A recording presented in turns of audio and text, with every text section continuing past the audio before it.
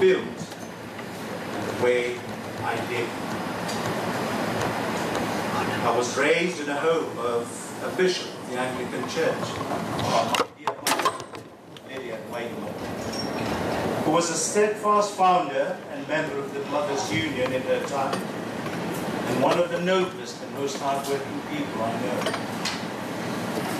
My father, the Right Reverend Abdikadir Kariuki, whose service began in the Diocese of Mombasa soon after I was born, and who retired as bishop of the Diocese soon after I was born, and who retired as bishop of the Diocese of Mount Kenneth South. I was the youngest of 11 children. That meant that I long learned to wait for others to speak before I spoke, to listen to several voices all at the same time, and to ask for help when I was stuck. Growing up with parents who were deeply rooted in the religious life of rural Kenyans put me in touch at a very early age with the needs of what I know to be a deeply spiritual nation. A people who believe very strongly in the value of pulling together, of defending what is right, and of allowing for the providence of the Almighty God. The important thing here, Mr. Speaker, sir, is not the religious denomination in which I was raised, but that I was raised to value Kenyans as believers of the value and truth of justice. This spirit is characteristic. Actually, it's a bond.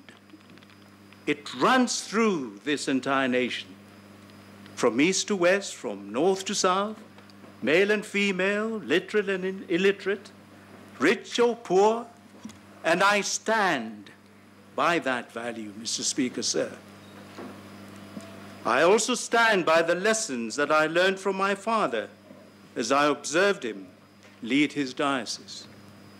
He was a passionate man. He was a very compassionate man who believed in justice, and he chose the path of integrity, the utmost faith. Faith and fear in God, courage, compassion, collegiality, and conviction were the guiding lights of that man who was my father. And I, Mr. Speaker, sir, have made them my guiding lights too.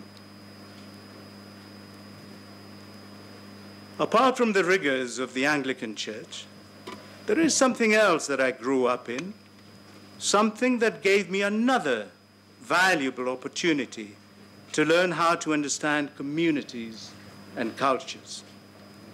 Repertory theatre or performance theatre. I have performed in tons of plays from primary school through secondary school and also during my years at the University of Nairobi.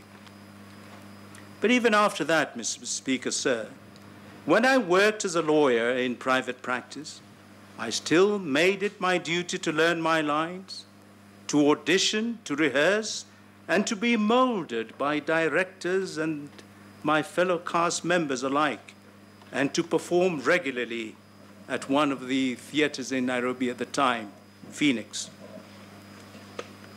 Theatrical performance, Mr. Speaker, sir, is an art of getting into someone else's skin, walking around and feeling in it.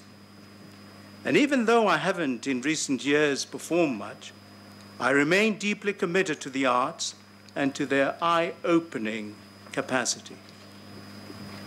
Theatre has always brought me clarity over questions of human nature, while my upbringing in the church and my career as an officer of the court in various capacities has entailed understanding people so as to untangle their controversies and provide sure path. Mr. Speaker, sir, this is a very defining moment for me in my career and in my personal life.